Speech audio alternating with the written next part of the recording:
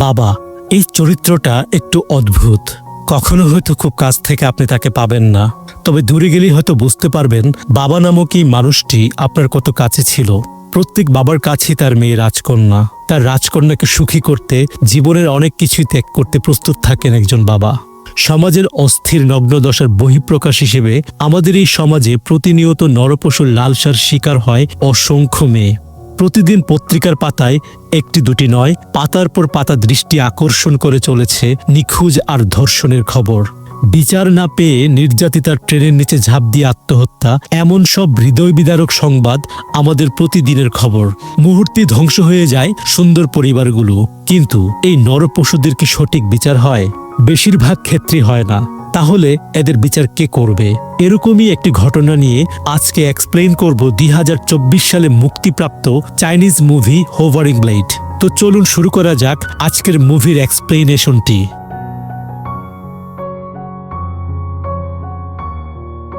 সিনেমার শুরুতে দেখা যায় ছোট্ট একটি পরিবার। বাবা লিচেং আর মেয়ে কিয়ান। স্কুল ছুটি, তাই কিয়ান তার বান্ধবীর সাথে ঘুরতে যাবে।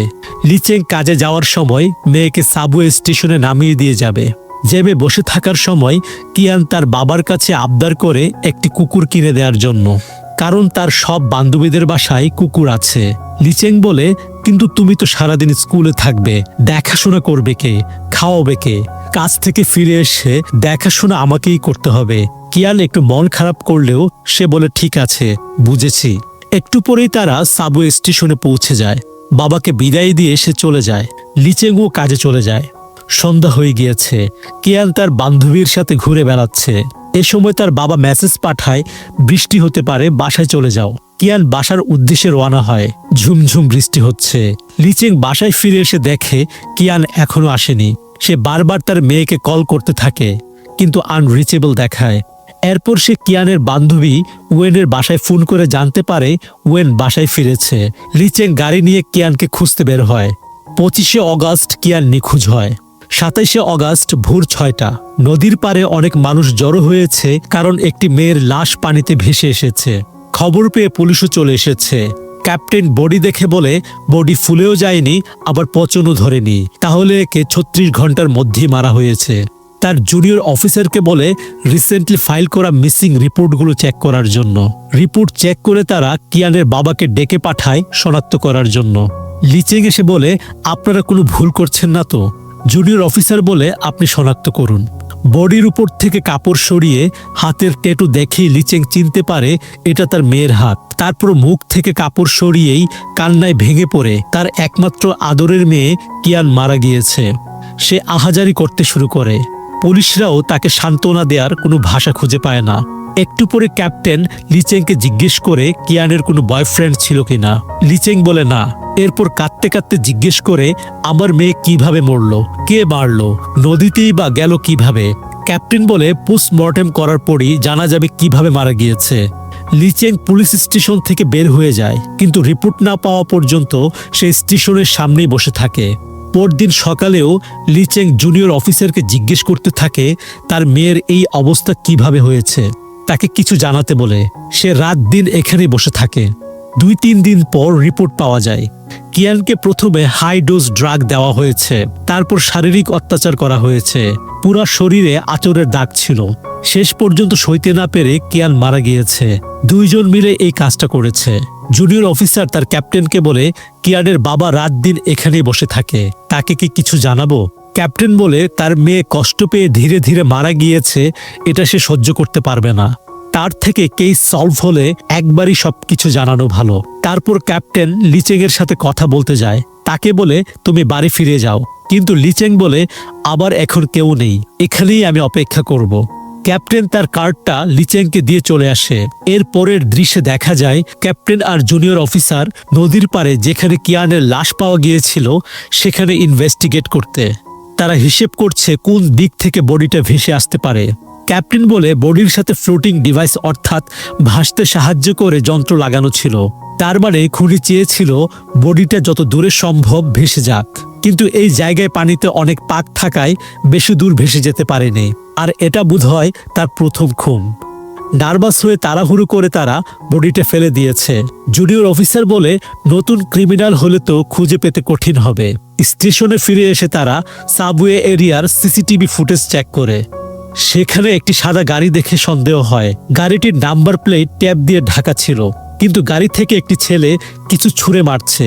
পুলিশ এই ছেলেটা আর গাড়িটাকে খুঁজে বের করতে বলে। এরপরই দেখা যায় সেই গাড়িটা একটি ছেলে যার নাম চ্যাং গাড়িটা পরিষ্কার করছে। আর পরিষ্কার করতে করতেই একটা মোবাইল খুঁজে পায়। তখনই দুইজন পুলিশ সেখানে আসে আর জিজ্ঞেস করে এই গাড়ির মালিককে। চ্যাংয়ের বাবা এসে বলে আমার। আর এই ফাঁকে চ্যাং সেই মোবাইলটা পকেটে ভরে বাসার ভেতরে চলে আসে, নিজের রুমে গিয়ে দরজা লাগিয়ে দেয়। এই মোবাইলটা আসলে কিয়ানের। এর পরের দৃশ্যে দেখানো হয় সেদিন কি হয়েছিল।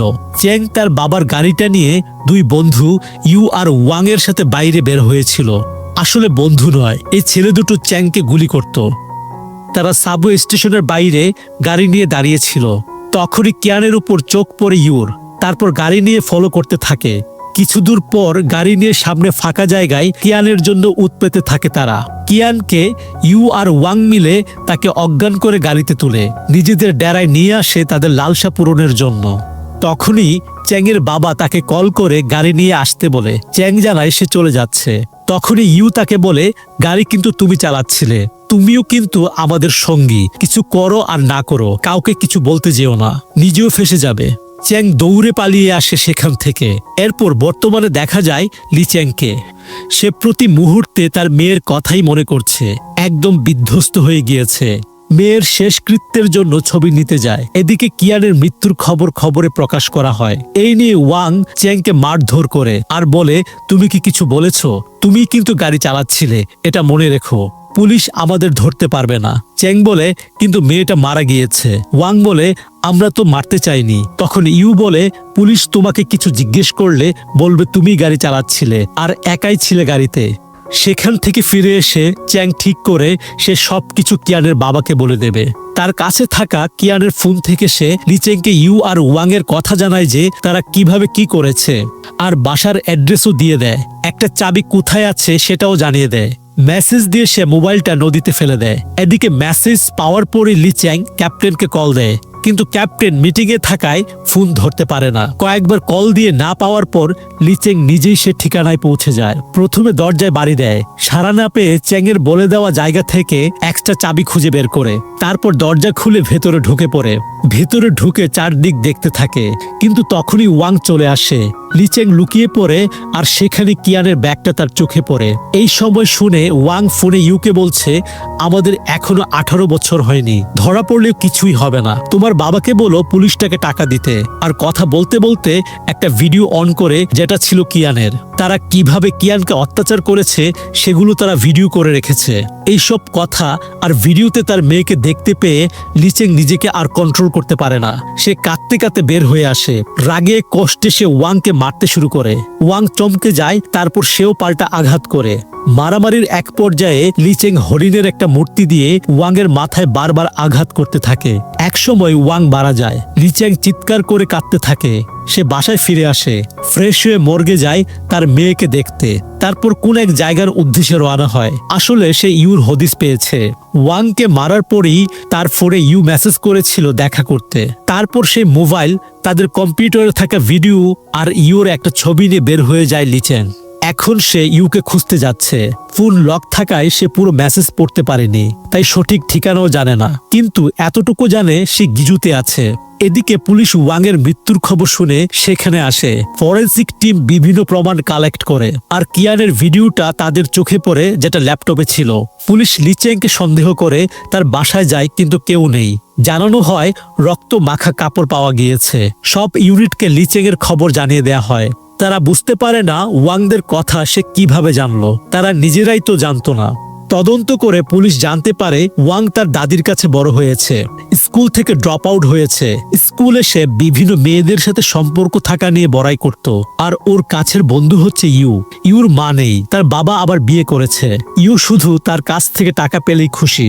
ইউ ছাড়া আর একজন আছে যার সাথে ওয়াং কন্ট্যাক্ট করত, সে হচ্ছে চ্যাং। পুলিশ চ্যাংকে খুঁজতে বের হয়, তাকে জিজ্ঞেস করে ইউ কোথায়। চ্যাং বলে আমি কিছুই করিনি, আমি জানিও না। ক্যাপ্টেন বলে ইউ তো তোমাকে গুলি করত, তোমার থেকে টাকা নেয়। তুমি যদি ভয়ে বলতে না চাও তাহলে আমরাও ওকে ধরতে পারবো না, আর না পারলে সে তোমাকেও আবার মারবে। তুমি হেল্প করলে আমরা কিন্তু ধরে ফেলবো। চ্যাং তখন বলে গেঞ্জু শহরে আছে।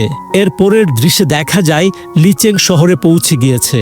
সে এক মহিলার বাসায় রুম ভাড়া নেয়। এদিকে পুলিশ স্টেশনে ওয়ানের বাসা থেকে আনা ভিডিওগুলো চেক করে তারা লিড আর ই নামের আরো দুটি মেয়েকে শনাক্ত করে, যাদের সাথে একই কাজ করা হয়েছিল, কিন্তু তারা বেঁচে ছিল। আর ভিডিও লিক করে দেওয়ার ভয় দেখিয়ে তাদেরকে চুপ করে রাখা হয়। কিন্তু গত মাসেই এসব সইতে না পেরে ই ছাদ থেকে লাফ দিয়ে সুইসাইড করে। ইয়ের বাবা পুলিশ স্টেশনে এসেছে। এ সময় ইউর বাবা মাও আসে ক্যাপ্টেনের সাথে কথা বলতে। ইউর বাবা বলে এগুলো খুব নর্মাল বিষয়, ইউ মজা করতে যেয়ে একটু বাড়াবাড়ি করে ফেলেছে। তখন জুনিয়র অফিসার বলে এগুলোকে আপনার মজা মনে হয়? তখনই ইউর মা বলে মেয়েরাই তাকে উস্কিয়ে দেয়, আরো বলে আমার ছেলেটা একটু দুর্বল, ওয়াংই বোধহয় ওকে জোর করেছে এসব করতে।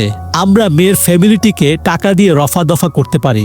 ইউর বাবা মার কথা শুনে বোঝা যায় কম বয়সে ইউ কেন অধপতনে গিয়েছে। ক্যাপ্টেন অনেক রেগে যায় আর বলে ইউ কোথায় আছে। তারা বলে আমরা জানি না। তারপর বের হয়ে আসে। তখনই ইর বাবা এসে তাদের উপর হামলে পড়ে আর চিৎকার করে বলতে থাকে আমার মেয়েকে ফিরিয়ে দাও।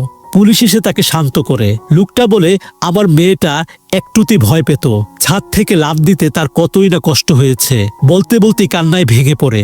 এই কম বয়সী ছেলেগুলো এসব অপরাধ করার সাহস পায় কারণ তারা জানে তারা মাইনর, অর্থাৎ 18 বছরের কম, আর মাইনরদের কঠিন শাস্তি দেওয়া হয় না, শুধু কারেকশন হোমে পাঠানো হয়। এরপরই দেখা যায় লিচেংকে দড়িয়ে দেওয়ার জন্য নিউজ বের হয়েছে। সেটা দেখে ফেলে লিচেংকে ভাড়া দেওয়া মহিলাটি। সে চুপি চুপি লিচেংয়ের ঘর চেক করতে আসে। রুমের টেবিলে একটা ম্যাপ দেখতে পায় আর ল্যাপটপে থাকা কিয়ানের ভিডিওটাও তার চোখে পড়ে। সে এটা দেখে খুবই কষ্ট পায়। এদিকে পুলিশ এতক্ষণে সেই কার রিপেয়ার শপে পৌঁছে গিয়েছে, কিন্তু সেখানে দেখে সব লন্ড বন্ড হয়ে আছে। সিসিটিভি ফুটেজ চেক করে জানতে পারে লিচেং এখানে এসেছিল আর বন্দুকও নিয়ে গেছে সাথে করে। লিচেং তার রুমে ফিরে এসেছে। হোটেলের মহিলাটি তার সাথে দেখা করতে আসে। যেহেতু সবাই লিচেংকে খুঁজছে, এজন্য সে লিচেংকে তার একটি পুরনো রুমে থাকার ব্যবস্থা করে দেয়। তারপর সে লিচেংকে বলে আমার মনে হয় তোমার মেয়ে চাই তুমি ভালোভাবে থাকো, আইন ওদের শাস্তি দিবে, রিভেঞ্জের দরকার নেই, তুমি খুনি হও এটা কখনোই তোমার মেয়ে চাইবে না।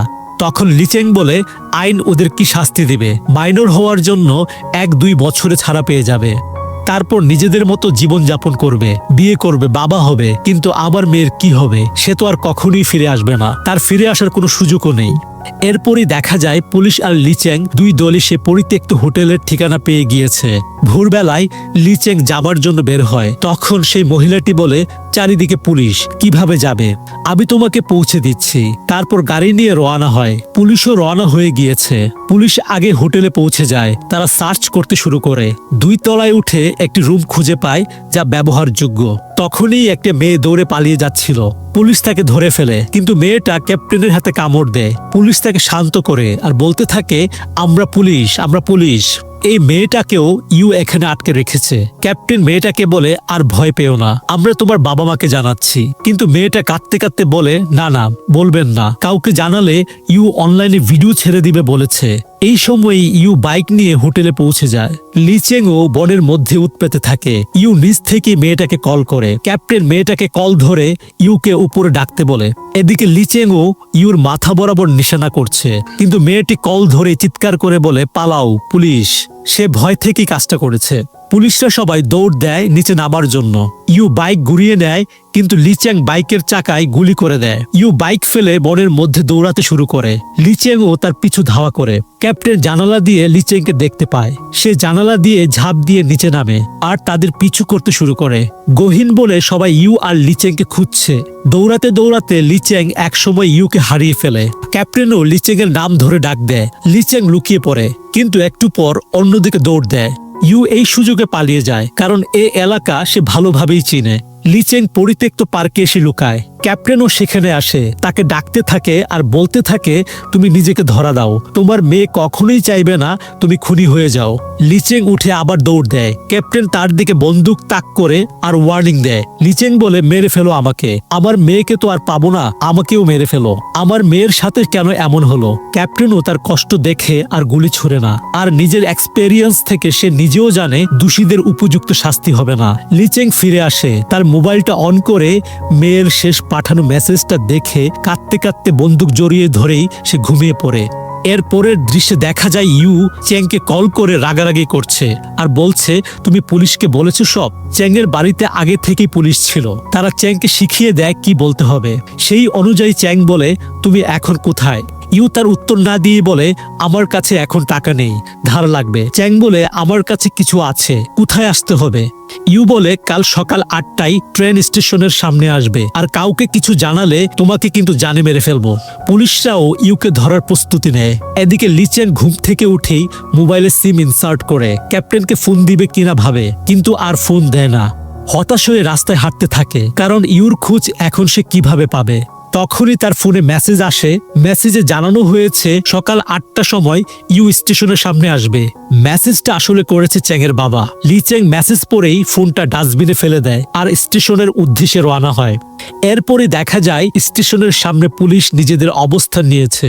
জুনিয়র অফিসার চ্যাংয়ের মাথায় একটা ক্যাপ পরিয়ে দিয়ে বলে ইউ যখন আসবে তখন ক্যাপটা খুলে ফেলবা, এটাই তাদের সংকেত। তারপর তাকে যেতে বলে। চ্যাং বের হয়ে এদিক ওদিক তাকায়, তখনই ইউ তাকে ফোন দিয়ে বলে আরো এগিয়ে যেতে। চ্যাংকে যেতে দেখে পুলিশটাও ফলো করা শুরু করে। লিচেংও সেখানে পৌঁছে যায়। চ্যাং ইউকে ফোন দিবে, তখনই ইউ এসে তার ঘাড়ে হাত দিয়ে বলে টাকা এনেছো। চ্যাং বলে হ্যাঁ, আর ক্যাপটা যখন খুলতে যাবে কিন্তু ইউ তাকে বাধা দিয়ে বলে তুমি কি পুলিশ ডেকেছো। তখনই পুলিশটা সেখানে আসে, আর পুলিশ দেখে ইউ চ্যাংয়ের গলায় ছুরি ধরে হুমকি দিতে থাকে। দূরে হট্টগোল দেখে লিচেং বুঝতে পারে ইউ সেখানেই আছে। ইউ চ্যাংকে ফেলে দিয়ে দৌড় দেয়, পুলিশরাও তাকে ধাওয়া করে। লিচেংও ইউকে ধরার জন্য দৌড়াচ্ছে। ইউ পুলিশদের একটা দোকানে আটকে দেয়, তারপর দৌড়াতে শুরু করে। এদিকে লিচেং বন্দুক নিয়ে রেডি হয়। ইউ এক সময় তার সামনেই পড়ে। লিচেং বন্দুক দিয়ে তাকে বাড়ি মারে, এক লাথি দিয়ে উল্টে ফেলে দেয়, গলায় পা দিয়ে গালাগালি করতে থাকে। পুলিশরাও পৌঁছে যায় আর লিচেংকে গুলি করতে মানা করতে থাকে, কিন্তু লিচেং চিৎকার করতে থাকে আর বলে তুমি আমার মেয়েকে কেন মেরেছো। ইউ জানের ভয়ে লিচেংয়ের পা জড়িয়ে ধরে মাফ চাইতে থাকে, কিন্তু লিচেংয়ের কাছে এর কোনো মানে নেই। পুলিশটাও লিচেংয়ের দিকে বন্দুক তাক করে রেখেছে, বারবার শান্ত হতে বলছে। ক্যাপ্টেনকে দেখেই ইউ বলে আমি আত্মসমর্পণ করব, আমাকে বাঁচান। কিন্তু লিচেং ইউর মুখে বন্দুক ঠেকিয়ে জিজ্ঞেস করতে থাকে আমার মেয়েকে কেন মারলে। ইউ বলে আমার ভুল হয়েছে, আমি নিজেকে বদলাবো। তখন লিচেং বলে তুমি নিজেকে কখনোই বদলাবে না, তুমি একটা জানোয়ার, তোমার স্বভাব কখনোই পরিবর্তন হবে না, তোমার বেঁচে থাকার কোনো অধিকার নাই। তারপরেই দুটো গুলির শব্দ। লিচেংকে গুলি করা হয়েছে, কারণ সে ইউকে গুলি করেছে। তার শুধু এক পাশে আহত হয়েছে।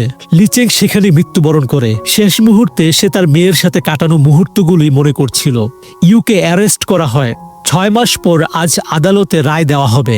ইউকে 15 বছরের জেল দেওয়া হয়, কিন্তু তার বয়স 18-রও বেশি হলে এর চেয়েও কঠিন শাস্তি তাকে দেওয়া হতো।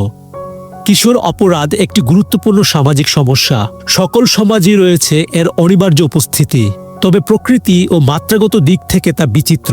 সারা বিশ্বে ক্রমবর্ধমান হারে কিশোর অপরাধ যেভাবে বৃদ্ধি পাচ্ছে, তার ফলে এটি অল্প সময়ের মধ্যেই একটি মারাত্মক সামাজিক ব্যাধি হিসেবে পরিণত হতে পারে, যা একটি সমাজ বা রাষ্ট্রের সামগ্রিক কল্যাণের পথে প্রতিবন্ধকতা সৃষ্টি করে। তাই পারিবারিকভাবে এই কিশোর অপরাধ নিয়ন্ত্রণে সকল অভিভাবকদের ভূমিকা গুরুত্বপূর্ণ। তো বন্ধুরা, এই ছিল আমাদের আজকের ভিডিওটি।